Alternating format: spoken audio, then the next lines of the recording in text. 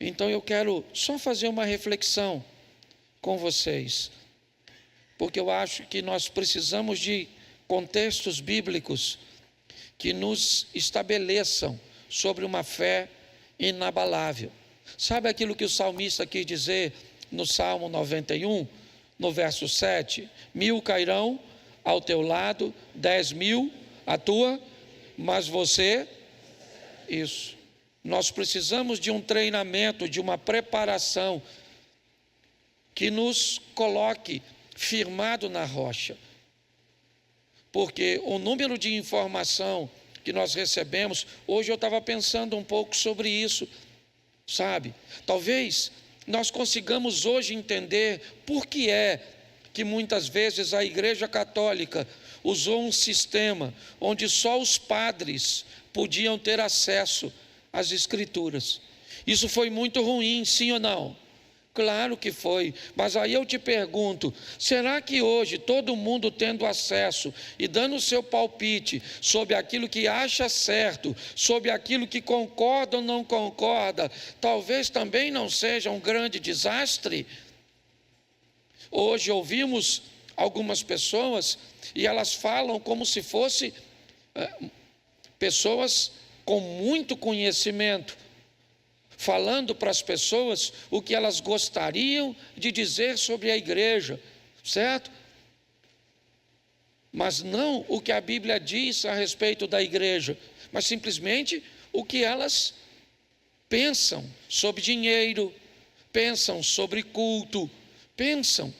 E elas falam tão bem com o pouco conhecimento que têm, que se nós não prepararmos o nosso coração, irmãos, nós vamos ser persuadidos a acreditar em mentiras.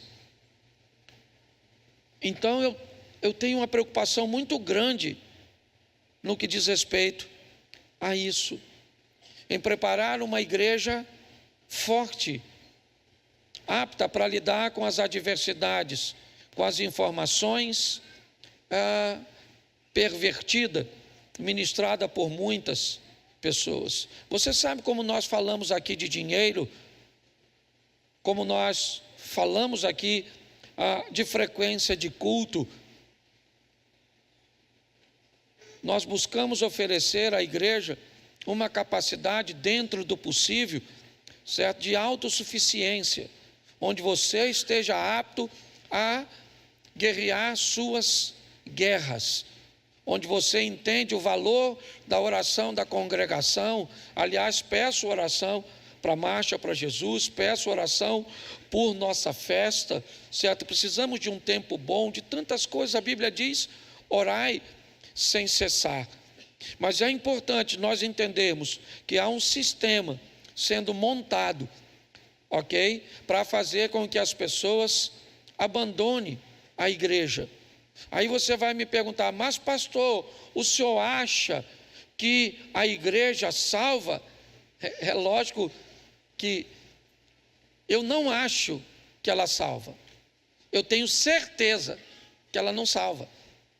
Mas a minha pergunta é, seja franco, se você já enfrenta tantas dificuldades, tantas oposições, para fazer a leitura, para se concentrar no ambiente de culto, mesmo tendo esse ambiente de culto disponível, diga para mim se você não tiver. Diga para mim se esse ambiente não estiver disponível para as pessoas. Eu conheço uma série de pessoas que não frequentam igrejas, até porque não tem como frequentar, entendeu? Tem gente que tem que ser crente dentro de hospital, tem gente que tem que ser crente dentro de uma penitenciária, tem gente que é crente em ambientes, certo, onde a igreja não pode existir. Então não é uma questão de salvação. As pessoas podem aprender a ler em casa? É lógico que pode. Então vamos remover as escolas por causa disso?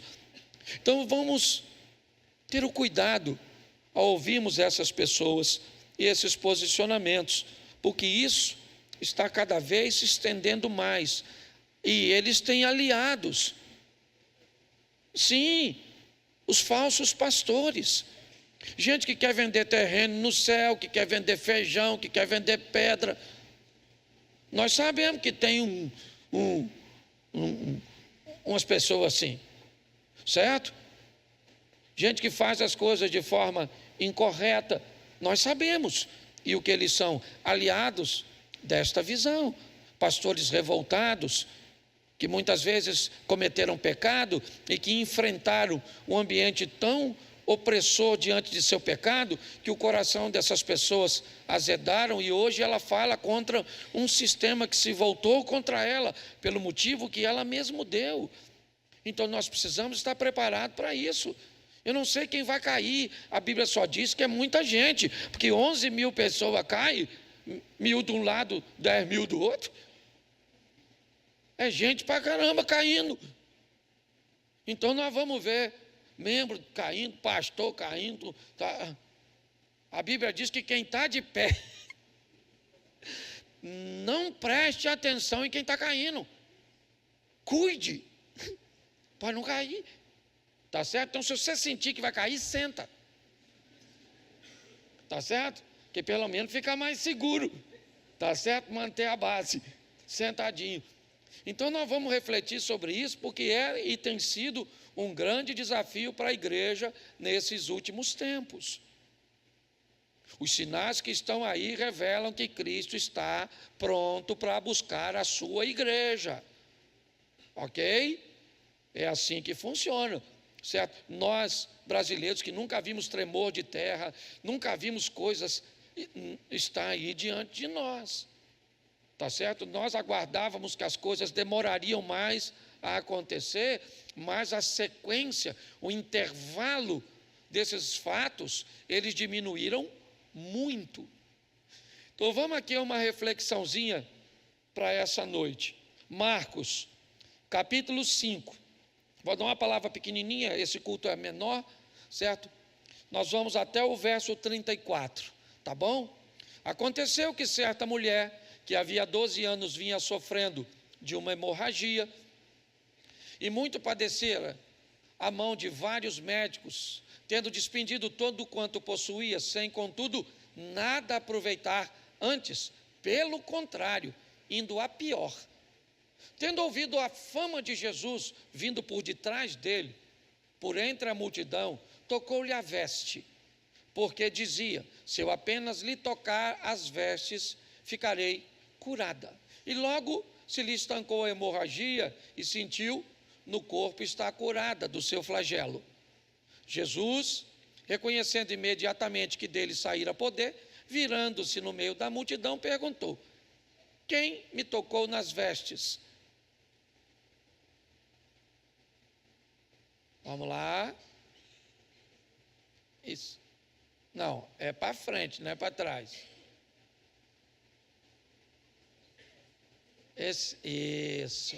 Ele, porém, olhava ao redor para ver quem fizera isto. Verso 33. Então a mulher, atemorizada e tremendo, cônscia que nela se operara, veio, prostrou-se diante dele e declarou-lhe toda a verdade. Ele lhe disse: filha, a tua fé te salvou, vai-te em paz e fica livre do teu mal. Feche os seus olhos. Senhor nosso Deus e Pai, em nome de Jesus, eis aqui a tua palavra, continua falando conosco, usa-me nesta hora em nome de Jesus, amém, glória a Deus, amém. Bom, este fato acontece numa região que Jesus usava como base de seu ministério, é Cafarnaum. Ok? Cafarnaum foi o local onde Jesus viveu, na casa da sogra de Pedro. Em Cafarnaum nós temos a cura do servo daquele centurião. Nós temos ali a filha de Jairo, e nós temos essa que é uma história muito conhecida. Mas eu quero fazer uma aplicação rápida com vocês. O verso 25, na minha tradução, diz assim: e certa mulher que havia 12 anos com o fluxo de sangue. Preste atenção, Porque provavelmente essa mulher tinha um nome, é óbvio. Como ela se chamava? Será que seria difícil, certo, para Marcos ou para qualquer outro descobrir o nome de uma mulher que viveu um milagre tão grande? Será que ninguém numa comunidade de aproximadamente 3.000 pessoas, um lugarejo, um grupo tão pequeno, não conhecia a famosa mulher doente que sangrava? É obviamente que sim. Por que então não colocar o nome dela aqui no texto? Por que remover o nome e contar a história dizendo certa mulher? Será que a proposta de Deus não é que retiremos o nome desta mulher e coloquemos o nosso? Será que ao invés de uma mulher não poderia ser um homem? Será que ao invés de Maria não poderia ser Cláudia? Não poderia ser Cláudio? Não poderia ser Osias? Será que nós não poderíamos colocar o nome, outro nome próprio neste lugar e desenrolarmos essa história e mostrarmos o que pessoas que podem estar na mesma situação desta mulher podem fazer ao invés de entregar os pontos, de entregar o jogo? Me parece que é isso, ou pelo menos dessa forma é que Deus direcionou o meu coração a ministrar a vocês e a mim mesmo. Vamos trocar agora e colocar o meu nome neste lugar. Pegue o seu nome agora, e se você fosse começar a ler, né, esse texto, você diria o seu nome, tá certo? Então você vai se colocar nesta situação. E que situação é essa? Essa é uma situação que já dura bastante tempo. O próximo requisito desse texto é a importância de dizer o quanto tempo ela estava sofrendo. Isso não seria problema nenhum para Jesus? Para Jesus não faz diferença se ela ficou doente semana passada ou se ela tem 5, 10, 15, 20, 38 anos, como tinha o paralítico. Não, isso não importaria para ele, Jesus, mas importaria para ela. Quando a Bíblia diz que há 12 anos ela estava desse jeito, duas coisas eu posso imaginar concernente ao tempo. Uma, ela pode ter urgência. Outra, o tempo pode mostrar sua persistência, sua capacidade de lutar contra aquilo que está levando sua vida, aquilo que está tentando matá-la. Essa mulher estava numa briga, ela estava numa luta. Já havia 12 anos, ok? É importante nós entendermos que aqui muitos de nós estamos travando nossas batalhas, nossas guerras, nossas adversidades, que pode ser contra enfermidades, é verdade, mas pode ser contra a ausência do dinheiro, pode ser contra a desunião da nossa casa, pode ser contra a solidão, pode ser diretamente contra o mundo espiritual e as pressões. E talvez isso já dura bastante tempo. Talvez já faz bastante tempo que você está nessa situação. Eu estou desempregado há 3 anos. Pastor, eu estou divorciado há tanto tempo. Eu estou esperando meu marido há tanto tempo. Eu estou esperando meu filho se converter há tanto tempo. Eu estou lutando contra uma doença há tanto tempo. O tempo faz parte da dinâmica desse jogo. E eu não sei quanto tempo você tem sofrido. E troque também aqui. Troque os 12 anos por 6 meses. Troque por 1 ano. Troque, né, por 10 anos. Pegue agora aqui e faça essa palavra se tornar viva para se encaixar na sua vida. O tempo vai determinar ou a sua persistência ou a sua urgência em resolver o que você precisa. Mas o 3 diz que ela gastou tudo o que tinha. O 3 me dá uma característica desta mulher que talvez nós não tenhamos.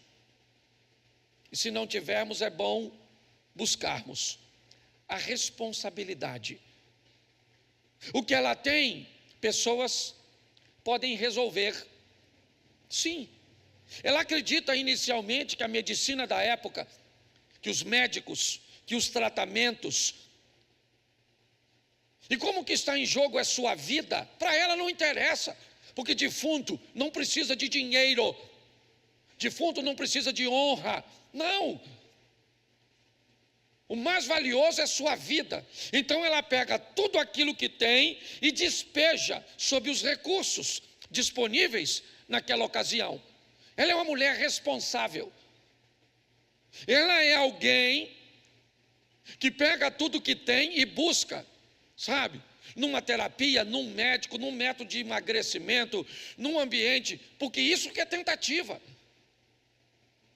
Quando as pessoas dizem, pastor, eu já tentei de tudo, eu sempre pergunto, me diga o que e onde. Você já tentou emagrecer? Então me diga o que e onde. Quais foram os métodos que você usou para emagrecimento?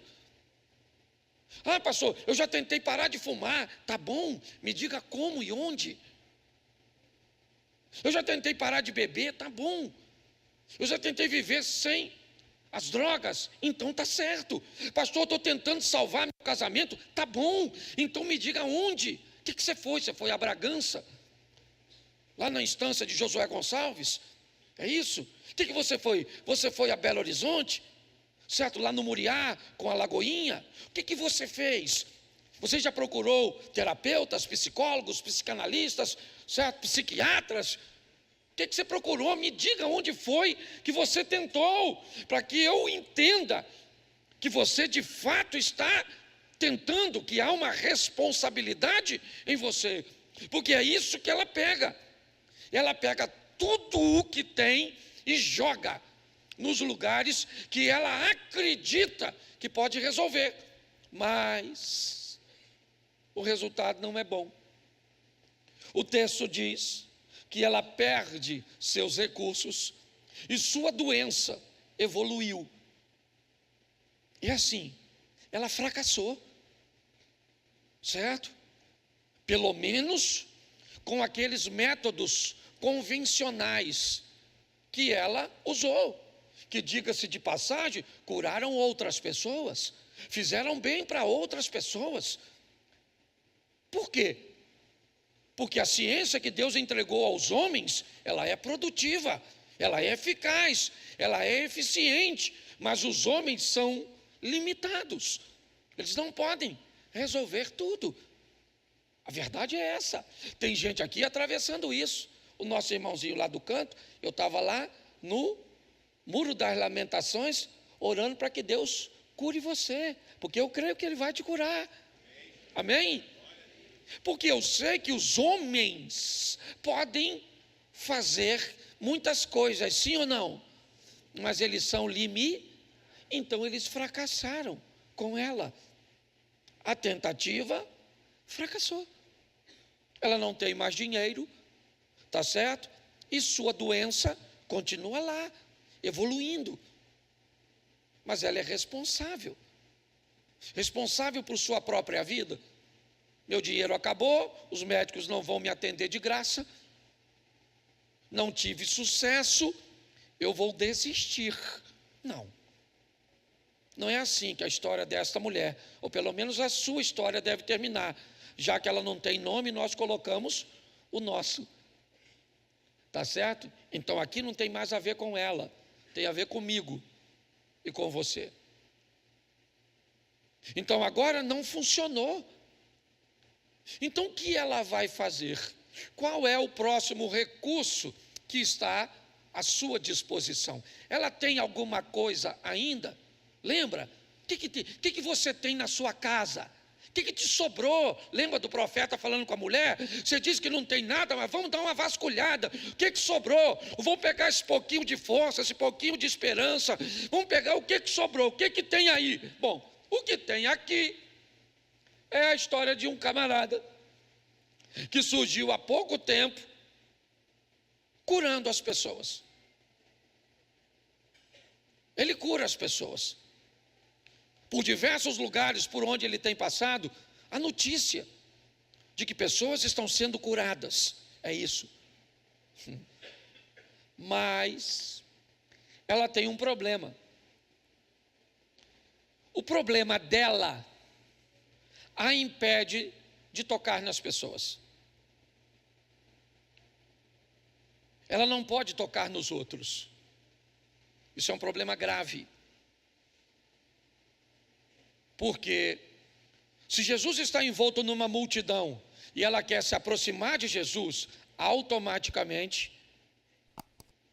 ela vai ter que esbarrar em alguém. Isso é problemático. E o pior, quando ela chegar lá, ela vai precisar atrair a atenção de Jesus, dizer para Jesus que ela tem um fluxo contínuo, e se as pessoas descobrirem que ela tocou neles, ela deixaria muita gente impura. Então ela tem um problema. Para ela resolver essa situação é complicado. Mas quem é responsável pela saúde dela? Ela. Quem é responsável pelo seu casamento? Pelas contas que você tem que pagar? Quem é? Me diga quem é o maior interessado em que sua vida mude, de que as coisas andem. Eu acredito que seja você. E aí eu posso te fazer uma pergunta: por que é que você está tão preocupado com a opinião dos outros para mudar a sua vida de verdade? Pare e pense nisso.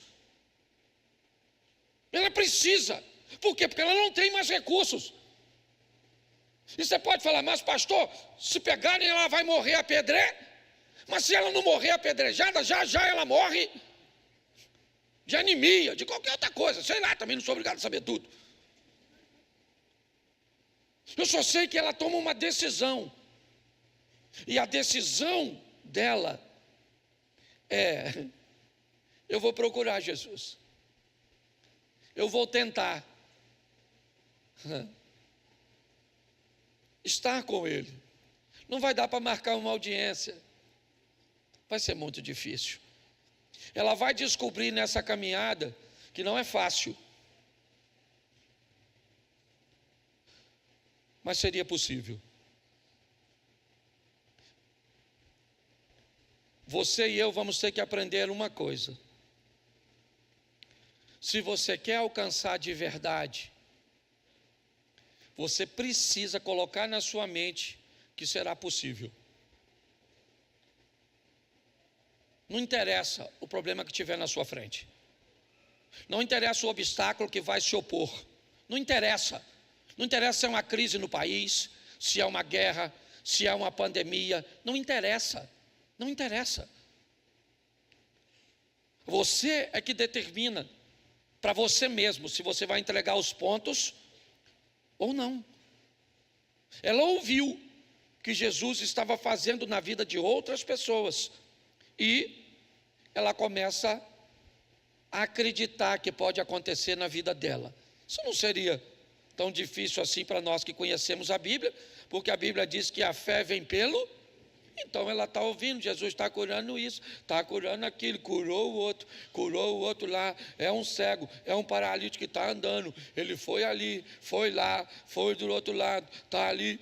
Ela falou: é comigo, eu estou dentro desse negócio,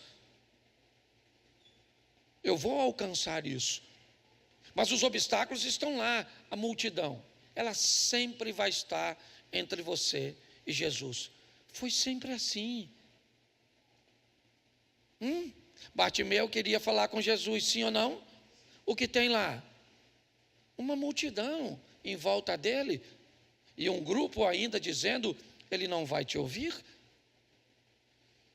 4 rapazes levam um amigo até Cafarnaum, a casa onde Jesus está. O que tem na casa de Jesus? Uma multidão. Jesus está indo encontrar-se, certo? Ou está passando por Naim. O que tem em volta de um defunto? Uma multidão. Sempre nós vamos ter que enfrentar uma oposição. Tente orar. Eu já falei isso aqui. Tente orar. Tente orar. A orar, entre no seu quarto, feche a sua E seu pai que está vai ouvir sua... Tenta fazer isso. Entra lá e começa a orar, Senhor meu Deus, e você vê a quantidade de troços que vem aqui na sua mente. Amanhã eu vou acordar cedo. Que hora que esse culto vai acabar? Estou com fome. Não tomei banho. Tem que fazer marmita. Será que o trânsito vai estar bom amanhã? É assim ou não é? É uma multidão de coisas tentando se colocar entre nós. Mas ela estava lá. E o que ela falou? Eu vou romper tudo isso. Por quê? Por que ela precisa fazer isso? Me ajude aí.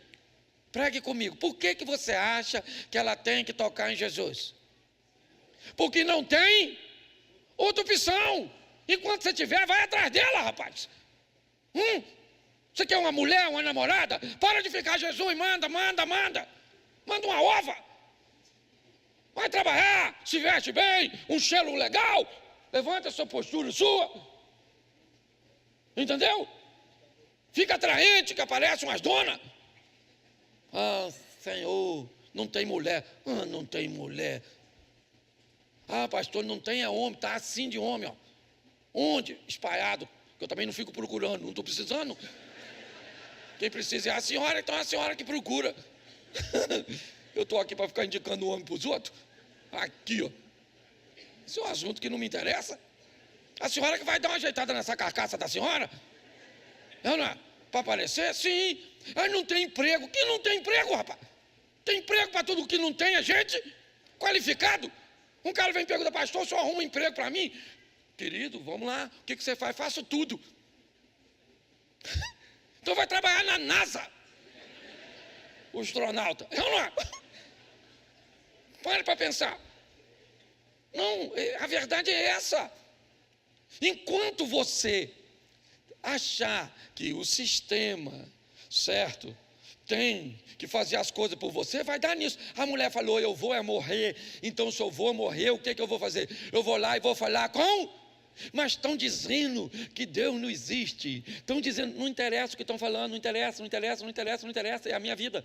Dá licença? Você não quer acreditar, vai para o inferno. Ué, a verdade é essa. Eu estou aqui para ficar discutindo com os outros?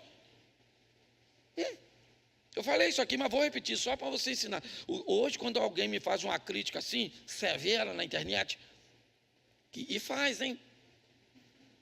Aí eu vou e escrevo assim embaixo, assim. Esse dia o cara falou assim, seu bolsomínio, pastorzinho de uma figa, isso, não sei o quê, você é um palhaço, agressivo. Aí eu fui escrever, eu gosto que eu escrevi assim. Oi, querido. Saudade. Tudo bem? Um grande abraço. Deus te abençoe, amigão. O cara que escreveu isso, ele está pensando o quê? Esse pastor é doido. Eu não sei nem quem ele. E as outras pessoas pensam o quê?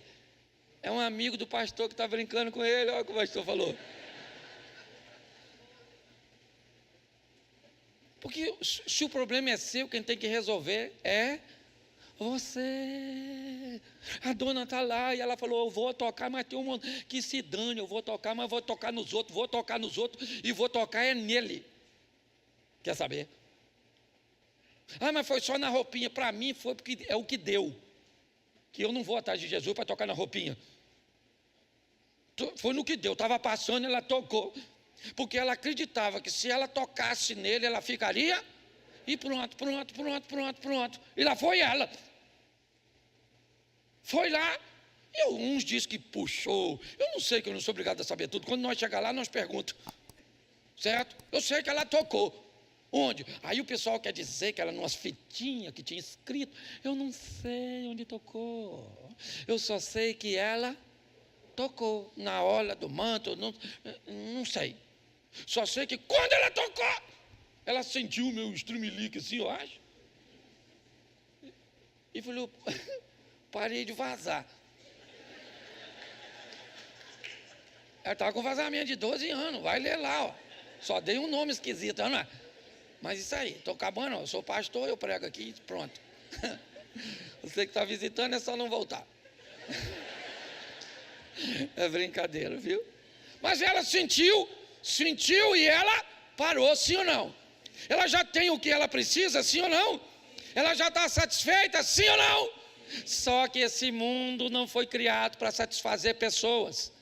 Esse mundo foi criado para satisfazer a Deus. Você está entendendo? A mulher está satisfeita, sim ou não? Mas Jesus? Não, Jesus está não. Ela está curadinha lá. Só vai para casa. Pensa, que beleza. Chegar em casa agora, dura que nem um coco, porque não tem dinheiro não. Mas curadinha. Só tomar um banho, cumprir o rito lá. É ou não é? E ela está purificada. Só que quem é que parou? Jesus. Jesus falou: oh, rapaziada, alguém me tocou. O discípulo falou: aí, Jesus, está um vulco-vulco danado. O senhor agora é pop. Está todo mundo tocando no senhor. Jesus, Jesus. Ele falou: não, mas alguém me tocou. Diferente. Tinha muita gente, sim ou não? Mas quantas ficaram curadas? Quantas? Então não basta estar no bolo. Entendeu? Você tem que estar lá para fazer a coisa certa. Se você não está no culto aqui, aquele que estava lá está aqui, porque ele disse: estarei convosco todos. Então ele está aqui. Se você, essa mulher, não sei quanto tempo tu sofre, tu é persistente, já tentou de tudo. Se não tentou, vai para casa, nem ora. Por favor.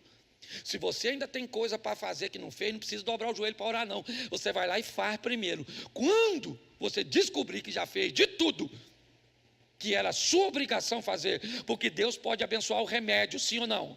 Deus pode abençoar a terapia, sim ou não? Isso aí. Deus pode abençoar a conexão para que você arrume uma porta de emprego, sim ou não?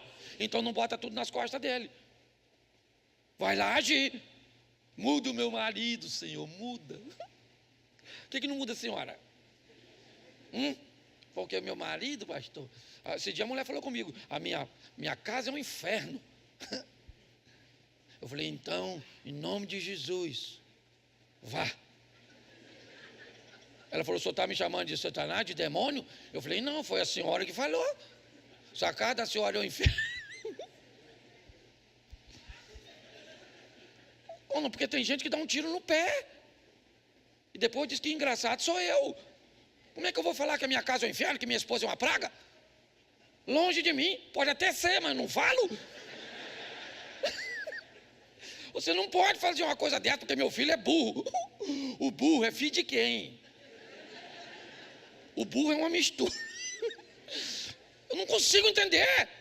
Então você pode falar: está difícil, as portas estão fechadas, mas o Deus que eu sirvo vai abrir.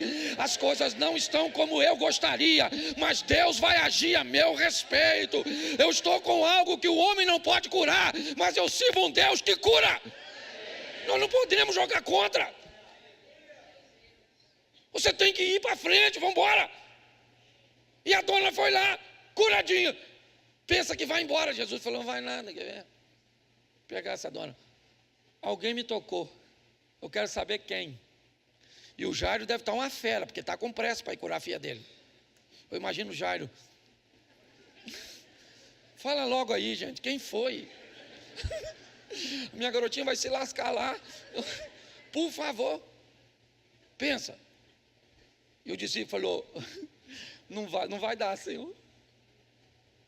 Ele falou: alguém me... E será que ele sabia quem foi? Sim ou não? Mas mesmo se não soubesse, ele poderia saber, sim ou não? Sim, ele tinha poder para isso. Mas ele... Ele esperou. Porque a história não é dessa mulher, é a minha e sua história, lembra? É só trocar, que nós vamos entrar no texto aqui. É assim que funciona. Quem me tocou? Se ele está passando e perguntasse hoje: se aqui fosse Cafarnaum, você fosse essa mulher, você precisa de um milagre, você está na multidão, eu fosse Jesus, e eu perguntasse: quem me tocou, o que você faria? É isso aí. certo? Fui eu. Ela ficou calada. Por quê? Por causa de sua condição, certo? Então ela ficou quietinha. Mas quando Jesus fez o interrogatório, só vou sair daqui depois que eu descobri quem me tocou. Aí ela falou assim: então, fui eu, Jesus. Fui eu que toquei o Senhor. E aí ele diz a ela o quê? A tua fé. Bom, ela já estava satisfeita com a cura, sim ou não? Mas tinha algo mais importante. Não tem problema nenhum em você precisar de um milagre. E eu sei que você precisa. Não há nenhuma desonra nisso. Isso não torna você um crente de segunda categoria, porque procurou a Jesus mediante a uma necessidade que tinha. Não. Mas uma coisa tem que ficar muito clara para todos nós. A nossa salvação em Cristo Jesus é prioridade para o nosso Deus. Então lute com todas as suas forças. É verdade. Não entregue os pontos independente da quantidade, né, das adversidades que têm vindo contra você. Nós servimos um Deus que pode todas as coisas. Nós só precisamos buscar em Deus depois de usarmos o que Deus tem nos dado como ferramenta para isso. Você precisa de um médico? Vá. Você precisa de um advogado? Vá. Você precisa de ajuda? Procure. Você precisa tomar determinadas decisões? Tome. Você não tem força para tomar? Aí peça a Deus. Ou então, ao invés de pedir a Deus para que Ele te dê forças para tomar determinadas decisões, comece a andar com pessoas que já tomam as decisões que você quer tomar. Comece a andar com gente que já faz aquilo que você sabe que precisa fazer. Porque isso inevitavelmente vai conduzir você para esse ambiente de milagres, de um milagre que você precisa. Porque hoje, essa mulher, ou a representação dela, somos nós. Hoje, fazia muito tempo, eu vou falar que eu não vou falar nome, mas hoje eu quebrei um relacionamento com uma pessoa que eu admirava demais. Demais. Eu sou uma pessoa difícil de perder amizades, mas de alguém que me deu tanta coisa, que me abençoou tanto. Mas hoje eu peço a Deus, é a minha oração, certo? É o que eu preciso. Se Jesus passando aqui, eu sendo essa mulher, eu tocaria e pediria: Senhor, protege essa pessoa, que tudo aquilo que estão dizendo a respeito dela seja tudo mentira, que seja uma grande farsa, perseguição. Eu não quero nem mais, e sei que eu não vou ser mais amigo dessa pessoa, mas não deixe ela passar vergonha, não deixe ela passar humilhação. Então todos nós temos aquilo que gostaríamos de pedir, de tocar no Senhor nessa noite.